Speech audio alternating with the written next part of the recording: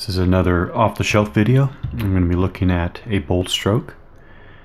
These off-the-shelf videos are literally where I just grab something out of the collection to take a closer look at it. Normally games I haven't played, but I guess at some point I might also just do an off-the-shelf video of a game I have played. But it's a closer look. And so yeah, this is a Bold Stroke. This is a Bold Stroke. The front of the game box, a game designed by Jack Rady. I know I need to get some more experience playing Rady designs. I've heard mostly only good things about Rady designs, but I definitely don't know enough to know what that means exactly, what a Rady design is like.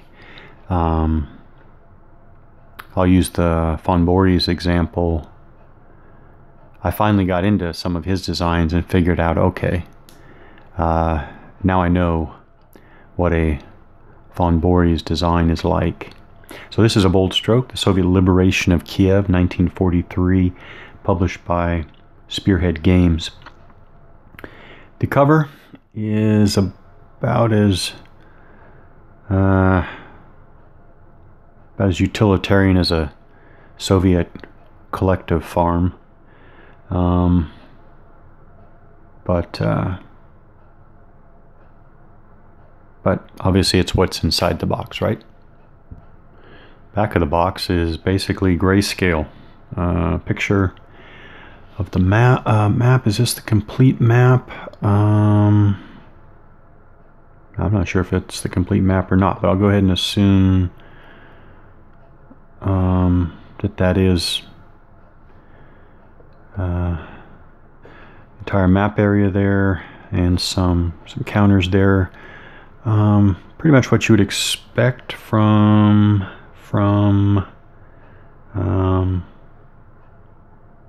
this time period. So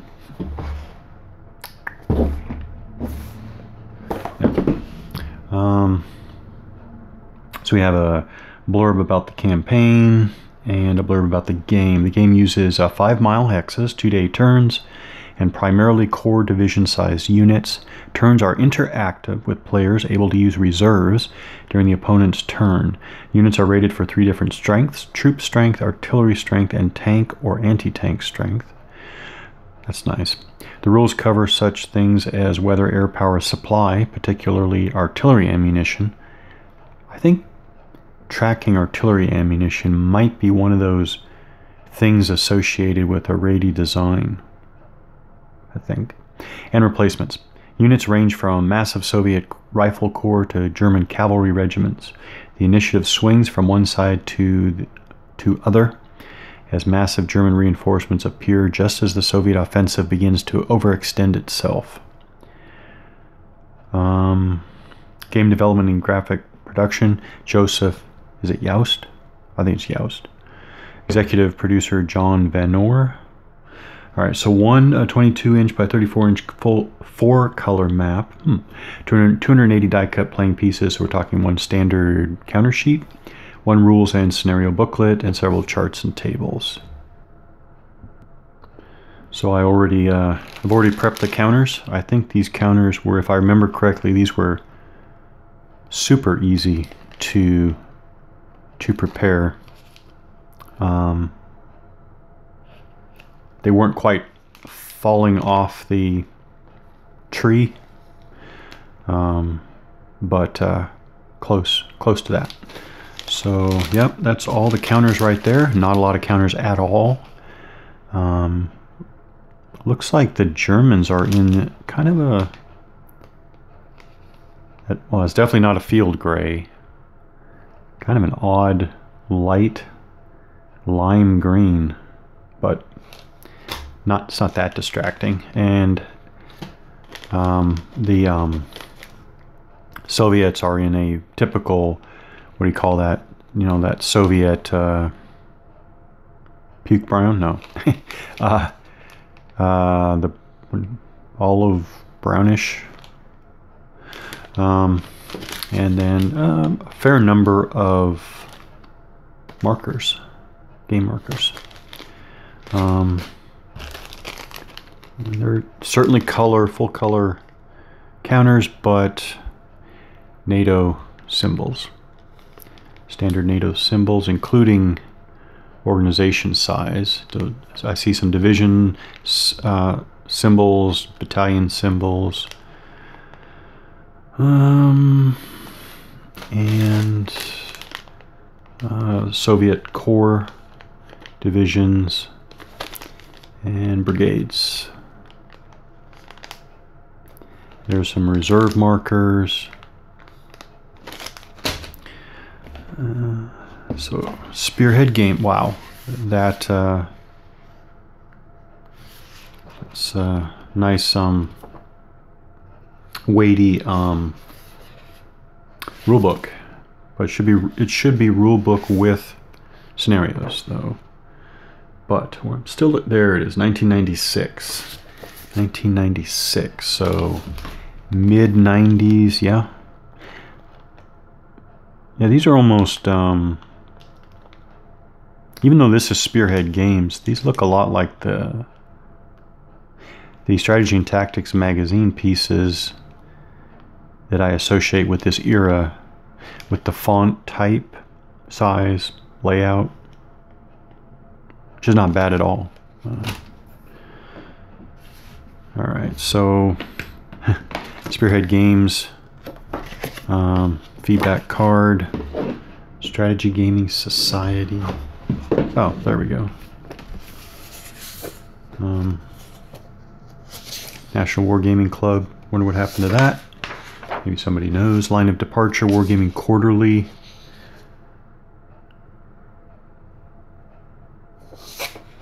Alright.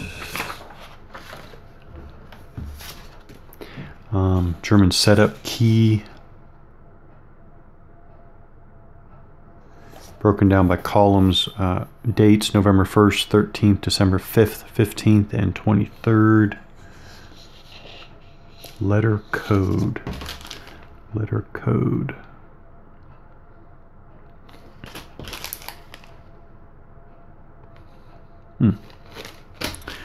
So German setup key, one-sided. Soviet setup key, similar. One-sided. Full page for the combat results table. Oh, 2 copies of tables and charts. So combat results table, definitely not an eyesore at all. Nice large CRT.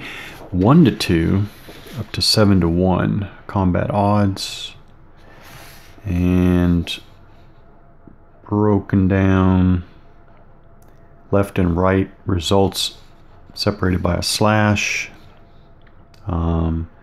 Right, left of the slash attacker, right of the slash defender. R, so we have routed results, we have breakthrough results, we have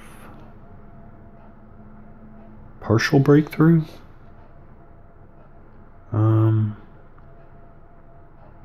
Interesting, it says all even numbered obligations are selected by the opposing player. 2 losses are required in the same combat to eliminate a unit's last step. Sounds interesting.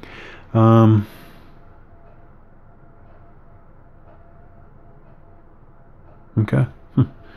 Interesting. Interesting, but also this type of this type of CRT is also what I associate with the game design at this time. Okay, terrain effects chart, movement costs, combat effects.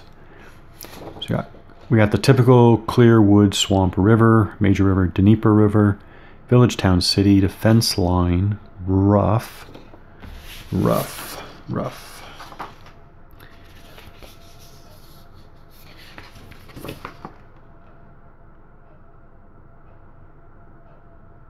take a look at what rough looks like. Okay.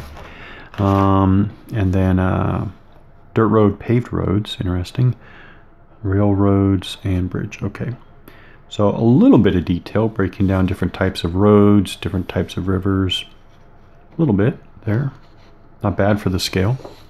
Weather tables, airdrop supply table, replacement table supplied. Okay, so what you would expect for player aids, charts, and tables. Okay. Okay, so this is one half of the map, and I just want to show that first of all, it's definitely not a full 22 by 34 inch play area. The map actually takes, I don't know, maybe 80% of the play area. Or I'm sorry, the play area is about 80% of the complete map size, because you have tables and boxes on both sides of the map. Holding boxes, maybe airfields, ready, unready, record track, destroyed units, withdrawn units. Yeah, exactly the same thing on the German side. These like formation holding boxes. They look like they might be German airfields. And up here is the turn record track with information integrated. So not the whole map, but a full screenshot of the map.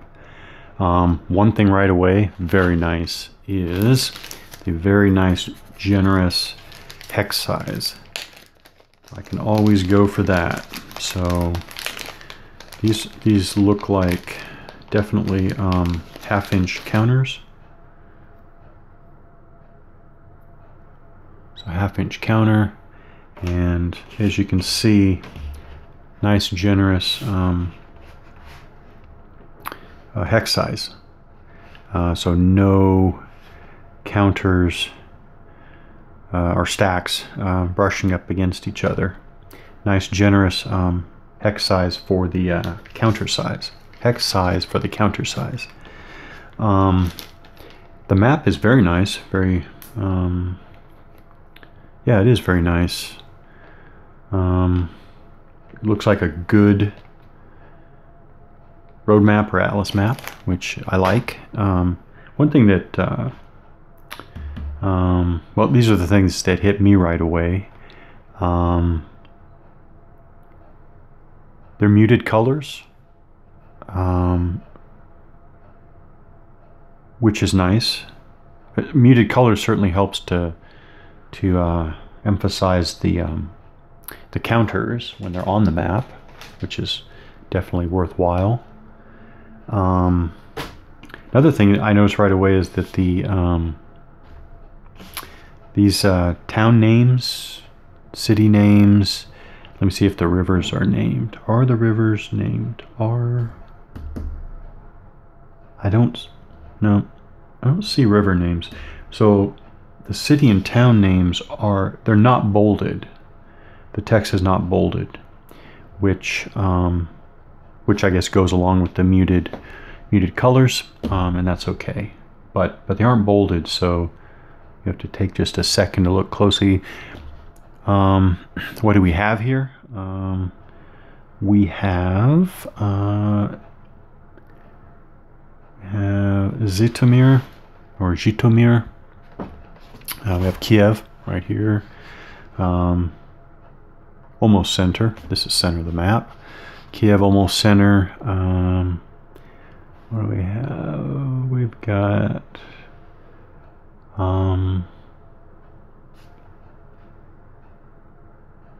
see what else. Well, yeah, very nice though. Very nice map.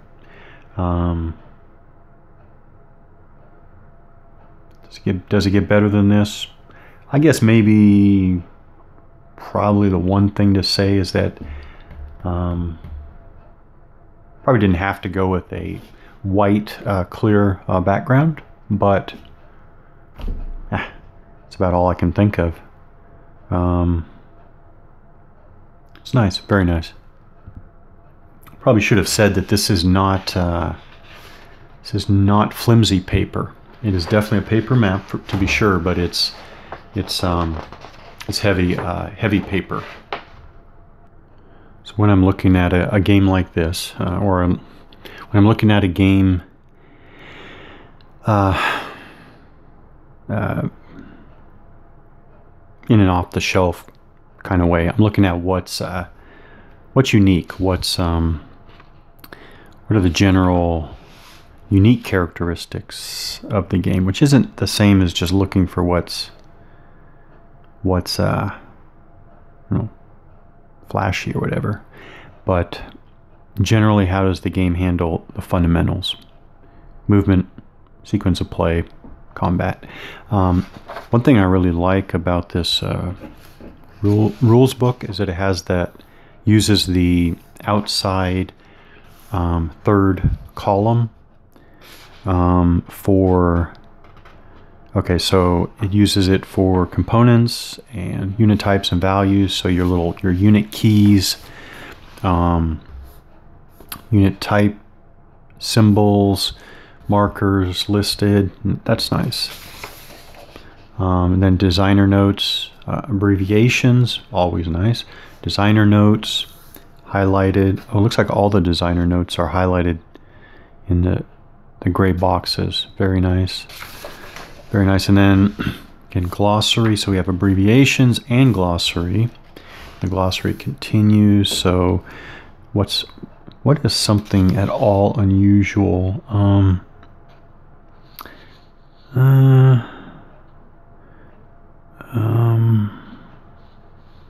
Obligations. That sounds. Obligations, a measure of how badly one side has fared during a combat. Both the attacker and defender may suffer obligations during a combat. Obligations may be converted into retreats and or losses. Okay, so those numbers we saw in the CRT, those are obligations. Let's see how. No, let's see. Zone of control.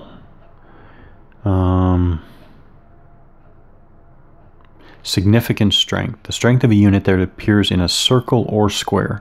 This is the value that is reduced each time the unit takes losses. Each time the unit takes losses. Okay, so let's go back to that unit key.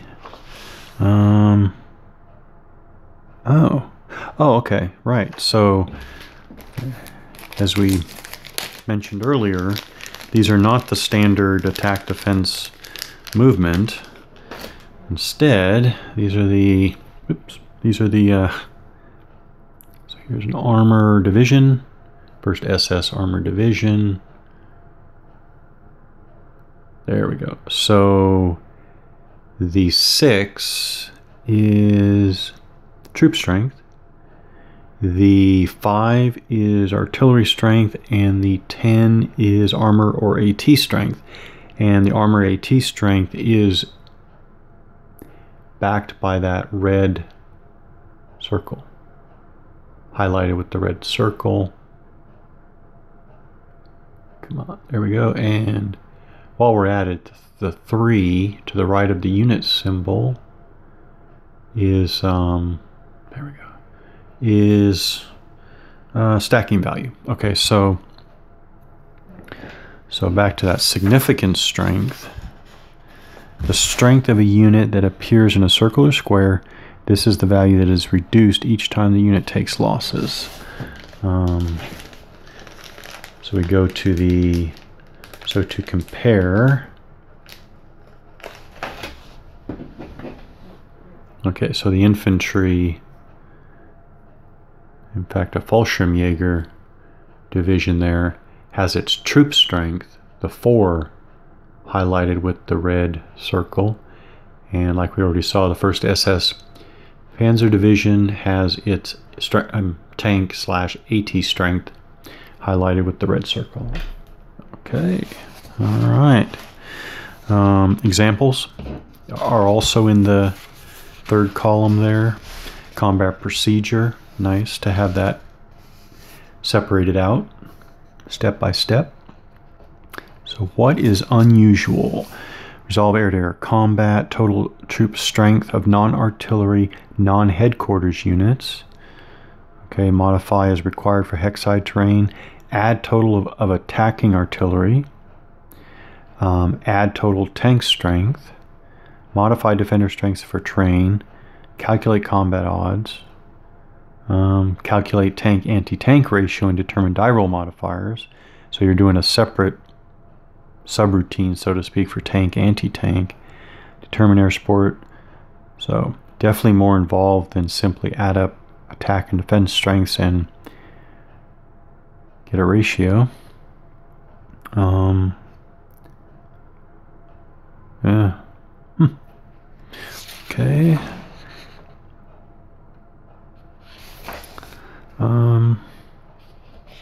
Let's see if this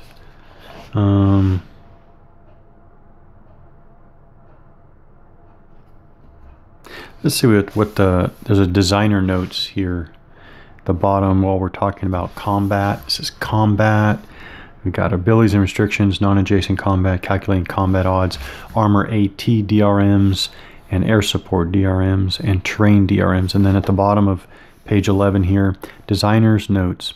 The idea is that each side totals its various strengths and modifiers, and they are revealed after all decisions have been made, so that the strength committed to a combat is not done in reaction to seeing what numbers will be most helpful. Another 2 points of artillery fire won't change the odds, so let's not bother. Okay, interesting. So we go on training, combat, resolution of combat, and the obligations. Routes, breakthroughs, and partial breakthroughs. All right. So example of losses, always nice, and these examples so far are text heavy, but that's okay. Comprehensive combat example with a basic diagram that continues on. Nice, very nice. Continues on and on. Very nice. So it looks, it's got to be at least fairly detailed.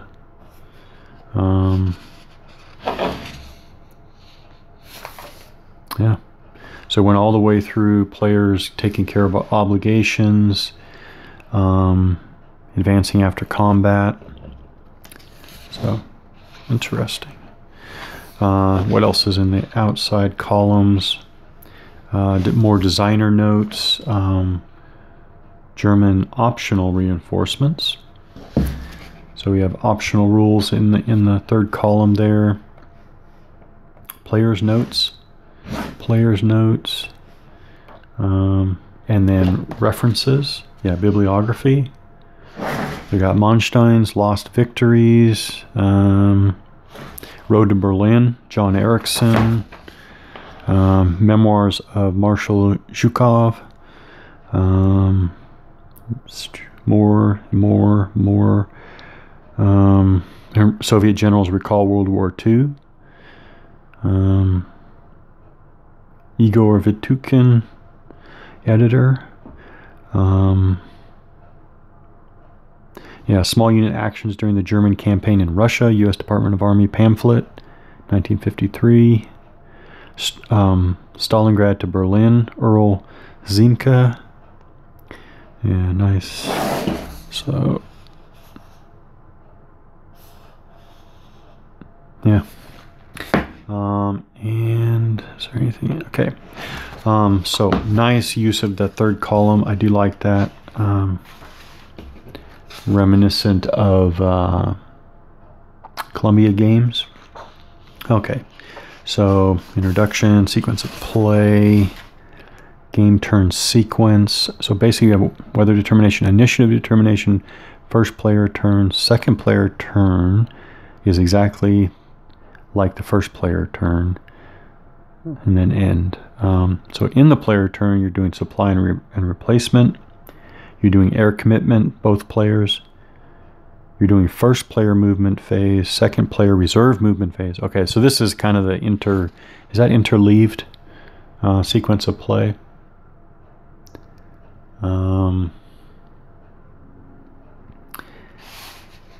Well, I just noticed I got a low battery warning. So I will stop this early. I'm thinking I might get a Bold Stroke Kiev 1943. I'm thinking I might get this to the table soon. It's nice looking. I know I want to try a Rady design. And it looks looks like it might provide a nice really medium small east front gaming experience.